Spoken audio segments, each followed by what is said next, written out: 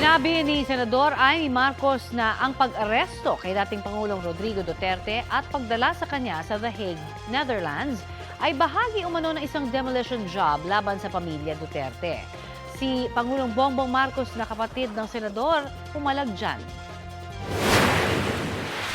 Ang pag-aresto at pagsuko kay dating Pangulong Rodrigo Duterte sa ICC ay klarong may motibong politikal.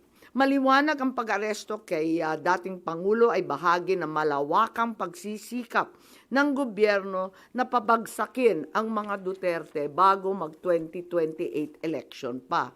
Everyone's entitled to their opinion. I disagree.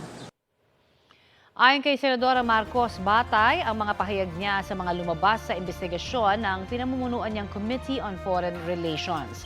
Kasama rin daw sa planong paninira sa pamilya Duterte ang People's Initiative, pati mga investigasyon ng Kamara sa drug war at sa confidential funds sa mga opisina ni Vice President Sara Duterte.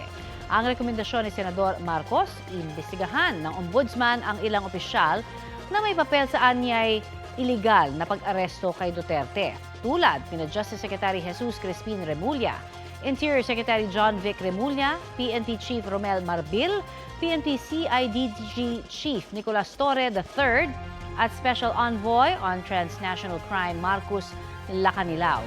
Ang magkapatid na Remulla handa raw sakaling mag-imbestiga ang ombudsman. Tumangging magbigay ng pahayag si PNP Chief Romel Marbil.